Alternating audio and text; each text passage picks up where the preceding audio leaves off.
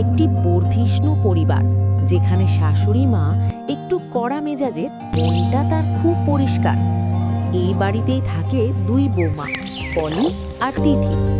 বড় বৌমা পলি যেমন কাজের কাজী, ছোট বৌমা তিথি আবার কাজে একটু কাঁচা। আজকের গল্প শাশুড়ির কঠিন পরীক্ষা। ইস, ৮টা বেজে গেল, তিথি এখনো উঠল না। মা দেখলে তো কুরুক্ষেত্র বেঁধে যাবে। ও বড় বৌমা, চাটা কি হলো? তোমার শ্বশুর মশাই তো খবরের কাগজ নিয়ে বসে আছেন সেই কখন থেকে। আর ছোট বৌমা কোথায়? এখনো নবাবজাদির ঘুম ভাঙেনি? মা, চা হয়ে গেছে, আমি নিয়ে আসছি। আর তিথি, ও তো স্নান করছে মা, এক্ষুনি আসবে। ওঠ বলছি, মা কিন্তু রেগে আগুন হয়ে যাচ্ছে। আমি মিথ্যে বলে এলাম তুই স্নান করছিস। উফ দিদি ভাই, আর একটু ঘুমোতে দাও না। কাল রাতে ওয়েব সিরিজ দেখতে দেখতে অনেক রাত হয়ে গেছে। তুই বুঝছিস না কেন? আজ রবিবার, বাবার বন্ধুরা আসবে, অনেক কাজ। ওঠ তাড়াতাড়ি, শাড়িটা পরে নে, আমি নিচে সামলাচ্ছি। ও নো, আমি ভুলে গিয়েছিলাম। দিদিভাই তুমি প্লিজ আমাকে একটু বাঁচাও, আমি এক্ষুনি আসছি।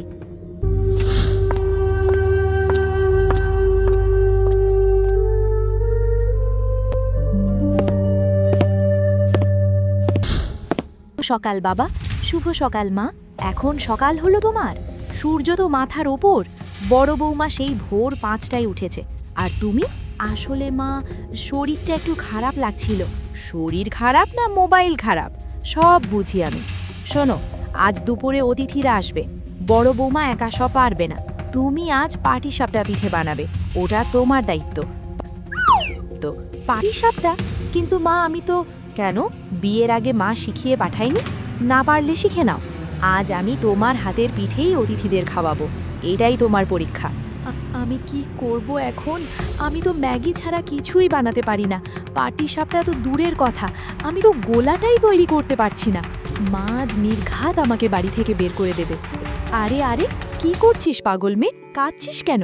দিদি ভাই, মা বলেছি পিঠে বানাতে, আমি তো কিচ্ছু পারি না। তুমি মাকে বলে দাও না আমি পারবো না। বোকা মেয়ে, মাকে না বলা যায়? মা অপমানিত হবেন না অতিথিদের সামনে?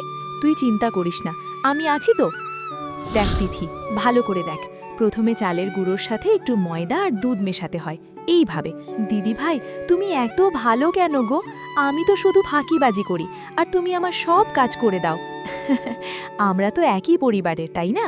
তোর অপমান মানে আমার অপমান। তবে হ্যাঁ, পরের বার কিন্তু তোকে নিজেকেই করতে হবে। এখন তুই শুধু কড়াইতে হাতলটা ধরে দাঁড়িয়ে থাক, মা এলেই নাড়তে শুরু করবি।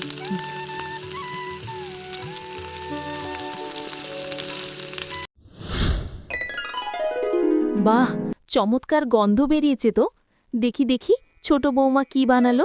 অসাধারণ! অনেক দিন পর এত সুন্দর পাটিসাপটা খেলাম, একদম খাঁটি স্বাদে ভরা। বেয়াইন, আপনার ছোট বৌমা তো সর্বগুণ সম্পন্ন। বলেছিলাম না, আমার বৌমারা সব পারে। তিথি, এদিকে এসো, আমি খুব খুশি হয়েছি। এটা তোমার পুরস্কার। মা, আমি এই চেনের যোগ্য নই মা। মানে কি বলছো?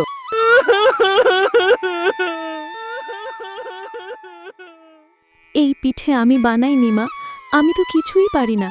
সব দিদিভাই বানিয়ে দিয়েছে, আমি শুধু দাঁড়িয়েছিলাম। দিদিভাই আমাকে বাঁচাতে চেয়েছিল, যাতে আপনার সম্মান নষ্ট না হয়। আমাকে ক্ষমা করে দিন মা। মা, ও ছোট মানুষ, ভয় পেয়েছিল। আমি জানতাম। জানতেন? মা হাসি মুখে। আমি রান্নাঘরের পাশ দিয়ে যাওয়ার সময় দেখেছিলাম পলিই সব করছে, কিন্তু আমি অপেক্ষা করছিলাম তিথি সত্যটা বলে কিনা। আজ তুমি রান্না না পারলেও সততা পরীক্ষায় পাশ করেছ। আর পলি, তুমি যে ছোটকে এভাবে আগলে রেখেছ, এটাই তো সুখের সংসারের আসল চাবিকাঠি। মা আদর করে।